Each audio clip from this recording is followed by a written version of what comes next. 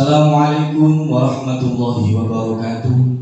Kepada yang terhormat Bapak Ibu dosen penguji uji kinerja pada PPG Transformasi Pendidikan Agama Islam tahun 2026. Perkenalkan, saya Muhammad Lailun Nazilul Manan, mahasiswa PPG Darjat tahap 4 tahun 2025 di LPTK UIN Maulana Malik Ibrahim Malang dengan NIM 25109113629. Pada tanggal 19 Januari 2026 saya akan melaksanakan praktek pembelajaran dalam rangka penilaian uji kinerja di sekolah SDN 4 Wonokerto, Kabupaten Malang, Jawa Timur dengan materi kelas 4 perjalanan hijrah Nabi Muhammad ke Madinah.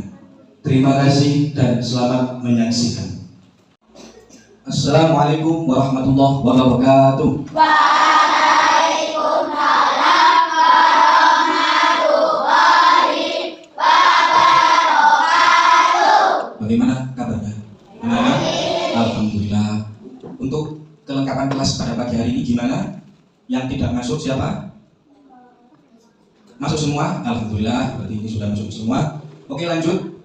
Untuk mengawali pagi hari ini dengan semangat, kita menyanyikan lagu Allahumma barik lana fi rojabah. Kita mulai dari 1, 2, 3. Allahumma barik lana fi rojabah wa sya'bana wa balikna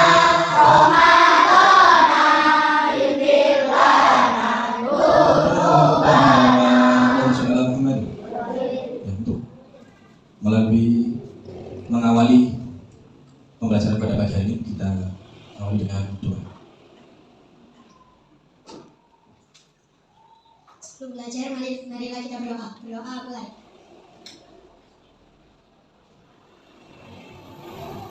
Berdoa selesai.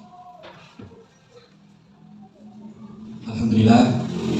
Tentang kondisi anak-anak gimana? Masih sehat semuanya? Alhamdulillah. Tentang pentingnya berdoa, apapun itu, gimana kondisinya, baik pun di kondisi lapang atau di saat kita sibuk, jangan lupa kita memulai kegiatan dengan berdoa. Oke? Dengan kegiatan yang akan Pak Nazil sampaikan pada pagi hari ini, hal-hal yang perlu disampaikan, yakni kelompok sudah tersusun, alhamdulillah. Lanjut, kita akan mengamati storytelling, mendengarkan dan menceritakan kembali dan mempresentasikan ke depan. Siapa yang mempresentasikan? Yakni ketua kelompok nanti. Ya. Oke, karena storytelling yang kita mulai, maka mohon disimak.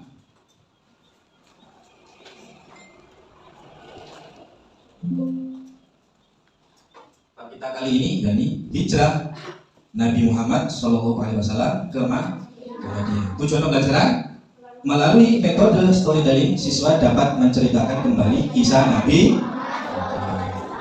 Nanti ketika storytellingnya sudah selesai, Pak Nazil akan membagikan lembar LKPD.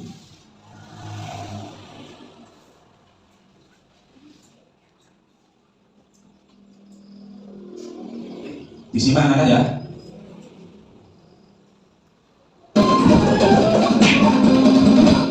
Nabi Muhammad Sallallahu Alaihi Wasallam berhijrah ke Yasrib.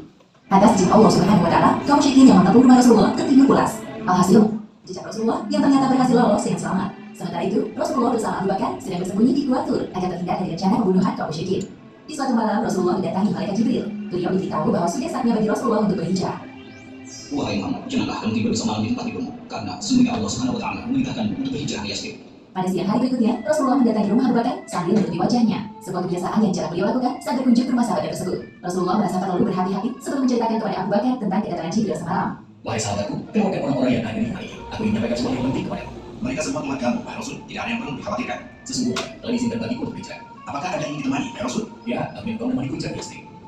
Abu Bakar terharu mendengar permintaan Rasulullah, sampai-sampai ia menangis karena amanah besar ini. Sejak jauh-jauh hari, Abu Bakar telah menyiapkan 2 ekor unta yang akan mereka gunakan untuk berhijrah ke Yasrib. 1 unta untuk dirinya dan 1 unta lagi untuk ditunggangi Rasulullah.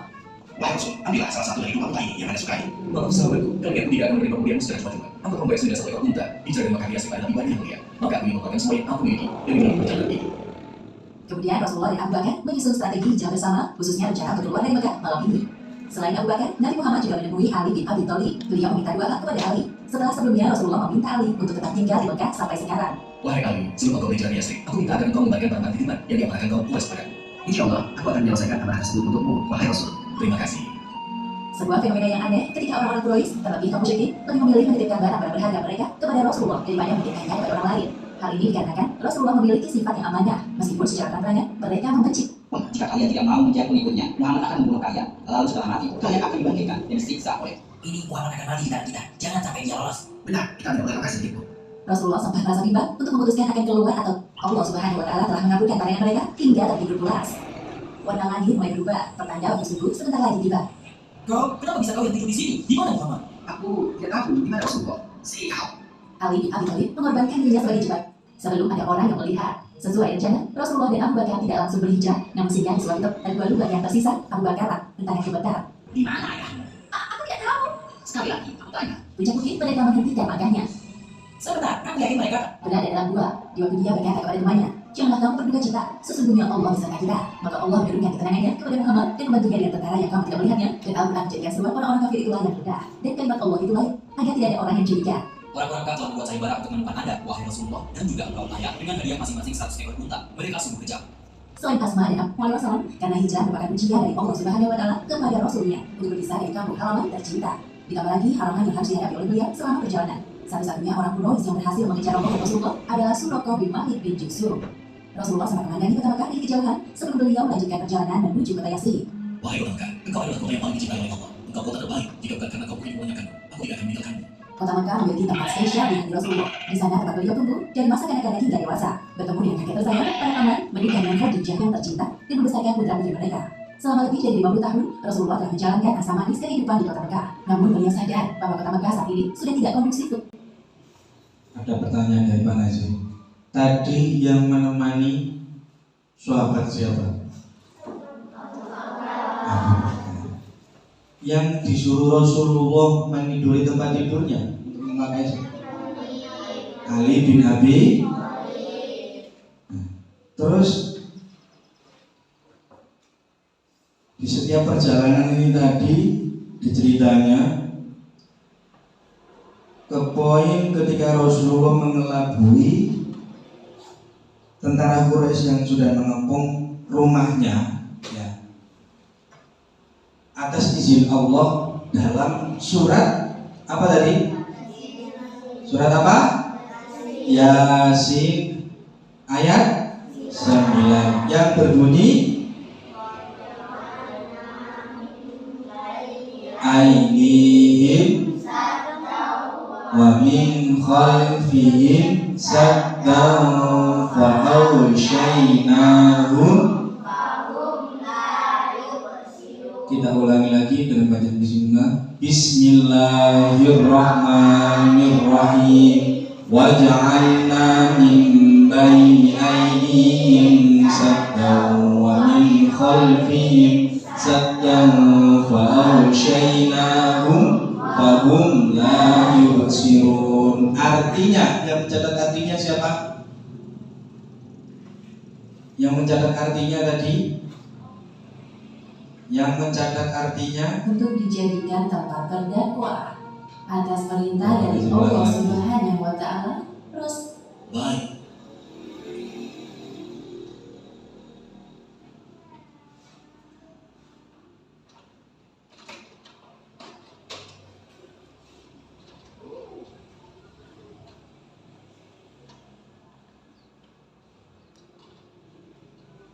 tadi mereka berapa ya?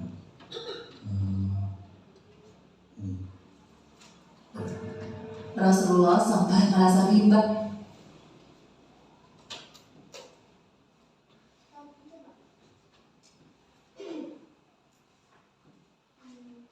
Kita baca, dan kami adakan di hadapan mereka dinding-dinding dan di belakang mereka dinding pula, dan kami tutup mata mereka sehingga dapat melihat Quran surat Yasin ayat. Oke, kita simak lagi ceritanya yang tadi dari ini Surokoba yang mengejar yang mengejar Nabi Muhammad. Rasulullah yang mendengar teriakan Suroko berkata kepada Abu Bakar, Wahai sahabatku, katakan padanya, apa yang engkau inginkan dari kami? Abu Bakar melakukan perintah dari Rasulullah dan mendekat ke arah hujah Suroko. Wahai Suroko, apa yang engkau inginkan dari kami? Tuliskan satu surat untukku sebagai tanda antara aku dan kalian. Rasulullah lalu memerintahkan Amir bin Muhairah menuliskan sebuah surat untuk Suroko. Isi suratnya adalah tentang pemberian keamanan bagi Suroko jika sewaktu-waktu diperlukan. Suroko menerima surat dari Rasulullah dengan senang hati. Sekarang pandangan Suroko terhadap Nabi Muhammad telah berubah. Bahkan ia menawarkan bekalnya kepada Rasulullah, namun beliau menolak dengan sopan. Tolong rahasiakan posisiku saat ini dari orang-orang Mekah yang mencari kami. Baik, aku akan melakukannya. Suroko melihat kepergian rombongan Rasulullah sampai hilang dari pandangannya. Lalu ia memacu kudanya kembali ke kota Mekah. Di tengah perjalanan, Suroko bertemu dengan sekelompok orang Quraisy. Ternyata mereka sedang mencari Rasulullah dan Abu Bakar. Kali ini Suroko menyembunyikan keberadaan Rasulullah dengan mengatakan kepada mereka, Aku tidak menemukan apa-apa dari arah sebelah sana. Lebih baik kalian berhenti sampai di sini dan carilah ke tempat lain. selama perjalanan panjang dari Gua Sur menuju Yatsrib, Rasulullah mendapatkan perlakuan istimewa dari Abu Bakar. Di tengah-tengah perjalanan, rombongan Rasulullah bertemu dengan orang-orang asing yang baik, peduli orang-orang dari sengatan sinar matahari. Bala mengambil seekor domba dan mengambil seekor. Ini, wahai Rasulullah, baru saja lewat seorang pemuda bersama domba-dombanya. Tidak terlalu dikenal oleh warga pemukiman ini. Mereka memandang wajah Rasulullah dengan penuh rasa penasaran. Seorang penduduk bertanya kepada Abu Bakar, Siapakah laki-laki yang bersamamu? Oh, orang ini adalah petunjuk jalan kami. Pantas saja, kami jarang melihat wajahnya. Untuk itu, kami bertanya kepadamu. Kalau wajahmu sudah tidak asing bagi kami, karena dulunya engkau sering berdagang. Baiklah, silahkan meneruskan perjalanan kalian. Abu Bakar sengaja menyembunyikan identitas Nabi Muhammad di hadapan penduduk dengan alasan keamanan beliau. Abu Bakar tidak bermaksud untuk membohongi mereka. Arti kata penunjuk jalan baginya adalah orang yang menunjukkan jalan kebaikan. Tetapi mungkin para penduduk tadi mengira bahwa Rasulullah hanya sekedar pemandu jalan seperti Abdullah bin Ulaiki. Tadi bertemu dengan siapa sebelum menuju ke pemukiman? Sahabat, bukan sahabat sih. Siapa? Pemuda siapa yang bernama siapa? Siapa? Hujah Suroko. Dia meminta apa? Surat yang berbunyi ayat keamanan kepada siapa? Nabi Muhammad. Dan Nabi Muhammad berkata apa tadi? Tolong sembunyikan identitas dan posisi saya atau keadaan saya sekarang di mana. Intinya suruh menyembunyikan dari siapa? Tentara kafir Quraisy yang sudah mencari Rasulullah. Pada hari berikutnya, rombongan Rasulullah melewati perkemahan milik Ummu Ma'bad al-Khuzaiyah. Ia seorang wanita cerdas dan bekerja keras. Kebiasaan Ummu Ma'bad memberikan jamuan makanan dan minuman kepada para musafir yang melewati kemahnya. Abu Bakar memberanikan diri bertanya kepada Ummu Ma'bad tentang persediaan makanan yang dia miliki. Permisi, apakah engkau memiliki sesuatu yang bisa kami makan atau minum? Demi Allah, andai kata kamu. Baik, Rasulullah mempersilahkan Amir bin Kasih banyak. sepeninggal Rasulullah dan rombongannya, Ummu Ma'bad berniat menceritakan tentang kejadian hari ini kepada suaminya. Tak lama kemudian, Abu Ma'bad datang sambil membawa domba-domba mereka yang tampak turut. Telah tersedia dan Yaitu adalah orang yang sedang dicari-cari oleh orang tersebut, Rasulullah dibantu kaum muslimin dari Yasrib yang dikenal dengan sebutan kaum Ansor. Nah, ini poin penting, singgah di Kuba. Rasulullah dan para sahabat termasuk Abu Bakar dan Amir tadi membangun apa ini? Masjid yang bernama Masjid Kuba. Ayo dicatat poinnya. Masjid Kuba. Dalam sejarah Islam, tepatnya pada hari Senin tanggal 8 Rabiul Awal tahun 14 kenabian, Rasulullah SAW terlebih dahulu di Kuba. Didengarkan ini. Mereka bermukim selama 4 hari lamanya, dari hari Senin hingga hari Kamis. Dalam hari-hari tersebut, Rasulullah dibantu kaum muslimin dari Yasrib yang dikenal dengan sebutan kaum Ansor membangun sebuah masjid pertama dalam sejarah Islam. Tepatnya pada hari Senin tanggal 8 Rabiul Awal tahun 14 kenabian, Rasulullah SAW bersama dengan rombongan sampai di daerah bernama Kuba.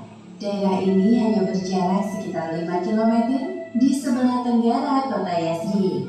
Sementara itu di Yasrib, kaum Ansor mendengar bahwa Rasulullah telah meninggalkan kota Mekah. Perasaan mereka berdebar-debar menunggu kedatangan Rasulullah. Setiap hari selesai sholat subuh, jadi mereka tidak bisa mengenali sosok Rasul. Bahkan mereka mengira bahwa Abu Bakar adalah Rasulullah karena penampilan Rasul sangat sederhana, tidak seperti penampilan raja-raja pada umumnya. Tatkala kaum Ansar mulai menyongsong Abu Bakar, Rasulullah hanya duduk dan diam. Abu Bakar yang diberi ucapan selamat datang merasa tidak enak hati dengan Rasulullah. Ia juga bingung menjelaskan kepada mereka dalam momen penyambutan yang meriah ini. Tiba-tiba sinar matahari menerpa wajah Rasulullah. Abu Bakar dengan sigap mengangkat sebagian pakaiannya untuk menaungi Rasulullah dari teriknya matahari. Pada saat inilah kaum Ansor mengetahui sosok Rasulullah SAW. Berita kedatangan Rasulullah di Kuba telah sampai di telinga kaum Ansor di Yasrib. Beberapa dari mereka rela pergi ke Kuba untuk menemui Rasulullah. Selama singgah di Kuba, Rasulullah Ini masih di Kuba. Jadi tadi dikira itu Abu Bakar adalah Rasul.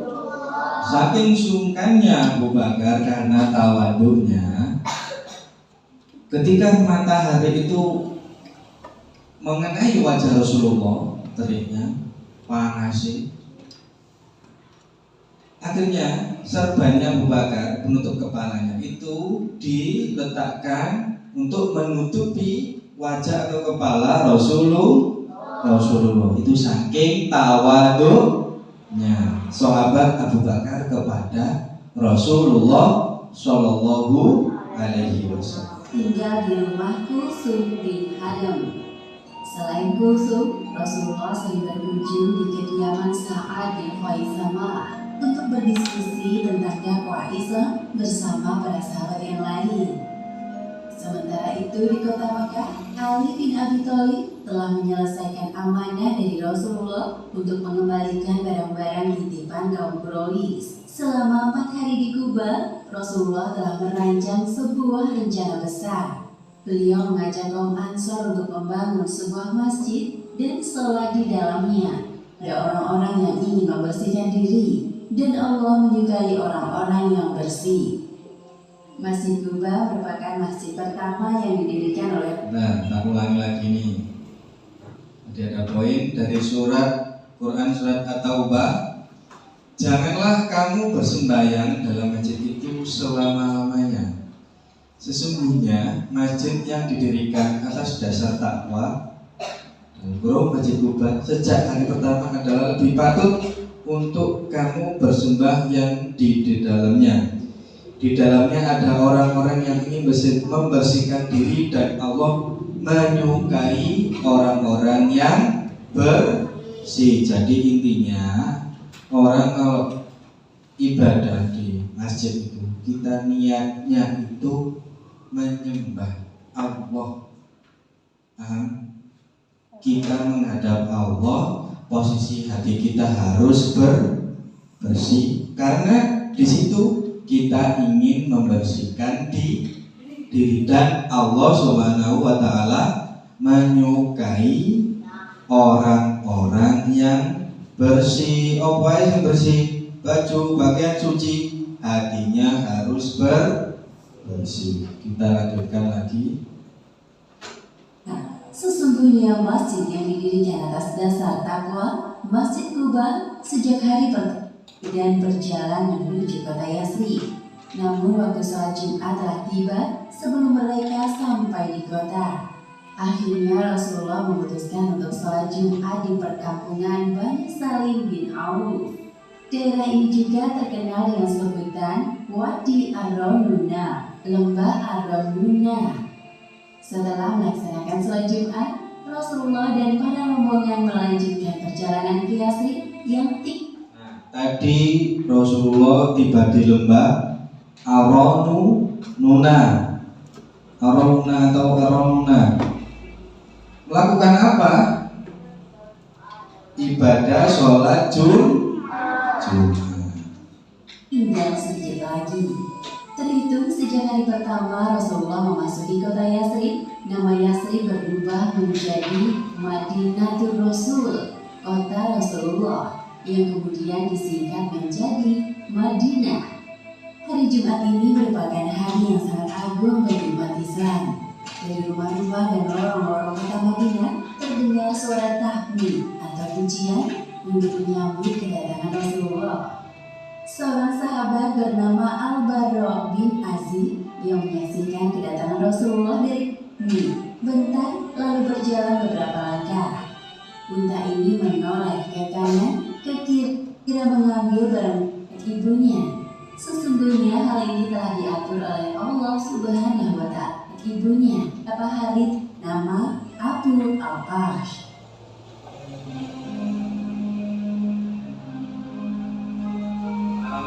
Alhamdulillah, cerita sudah, inti daripada inti. Setelah sampai di Yasrib, yang kotanya yang bernama Yasrib akhirnya dinamai kota apa tadi? Madinatul Rasul, dan disingkat menjadi kota Madi, kotanya Rasulullah. Tidak, karena LKPD ini saya bagikan diulang lagi tadi yang cerita.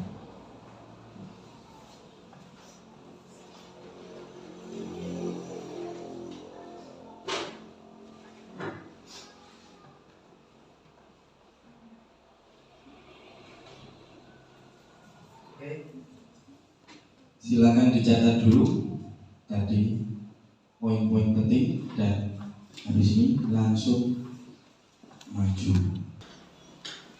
Lanjut ke poin selanjutnya, langsung saja perwakilan dari kelompoknya sila maju memaparkan atau mempresentasikan cerita itu tadi. Silakan ke depan. Cap salam dulu ya nak.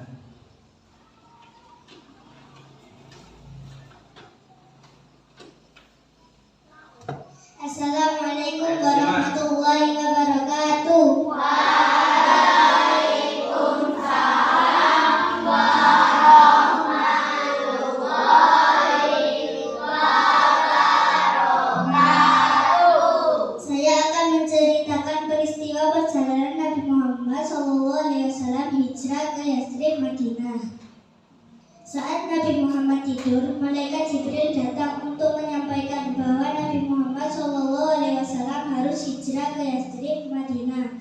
Lalu Nabi Muhammad datang ke rumah sahabatnya, yaitu Abu Bakar. Ia menceritakan semuanya ke Abu Bakar. Lalu Abu Bakar menangis ragu karena mendengar cerita Nabi Muhammad SAW akan hijrah ke Yastrib Madinah. Lalu Nabi Muhammad dan Abu Bakar mempersiapkan 2 unta untuk perjalanan ke Yastrib Madinah. Saat perjalanan, Nabi Muhammad dan Abu Bakar tidak berjalan ke Yastrib Madinah, melainkan datang ke rumah Ali bin Abi Thalib karena ingin menginap sehari sebelum para pemuda Quraisy datang ke Madinah. Saat malam datang, para pemuda Quraisy datang untuk mencelakai Nabi Muhammad SAW.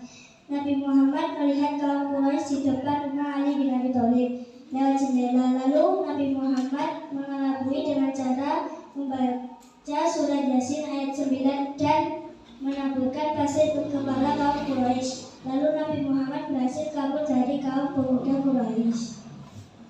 Assalamualaikum warahmatullahi wabarakatuh. Tangan untuk kelompoknya silakan. Lanjut. Tasya.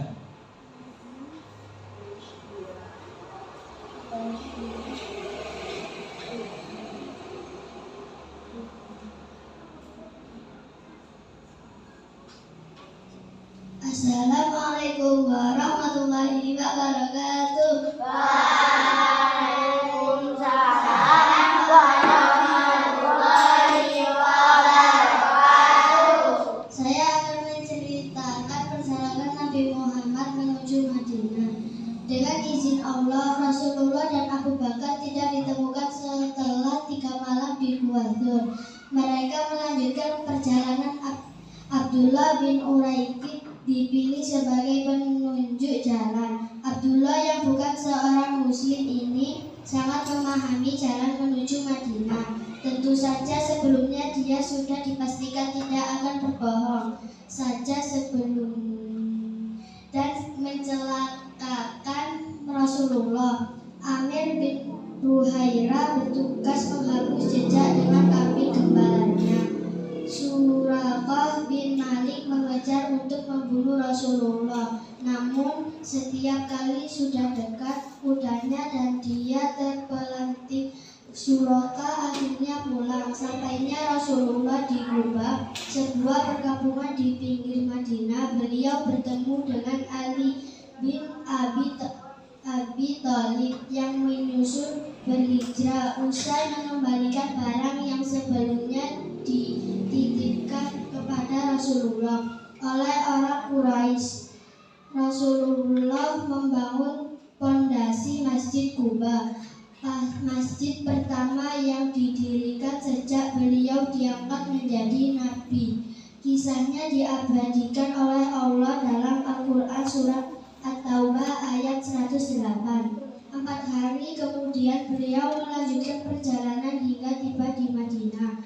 Takbir bergemuruh dari rumah dan jalan-jalan. Semua berbahagia dan bersukacita dengan kedatangan Rasulullah yang mulia. Wassalamualaikum warahmatullahi wabarakatuh. Waalaikumsalam warahmatullahi wabarakatuh. Alhamdulillah, diskusi sudah, presentasi sudah. Sekarang waktunya kalian mengerjakan soal masing-masing ya. Silakan dijawab di buku kalian masing-masing.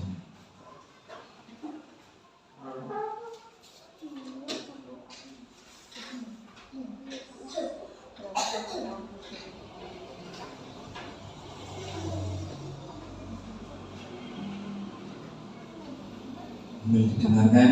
Jadi poin-poin penting ini tadi mengenai perjalanan Nabi Muhammad menuju ke Yastrib atau Madinah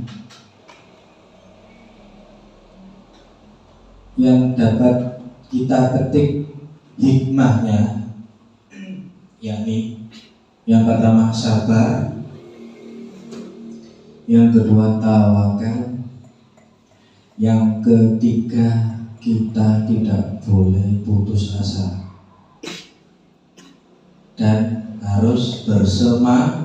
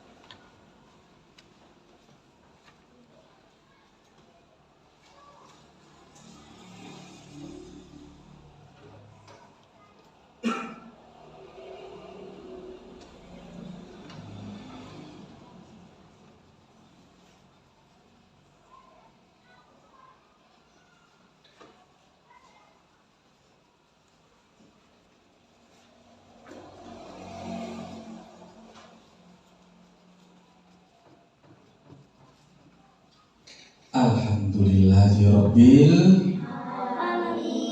Oke anak-anak, poin-poin penting yang perlu kalian catat pada storytelling materi perjalanan hijrah Nabi Muhammad menuju ke Madinah, yakni yang pertama apa? Bersabar.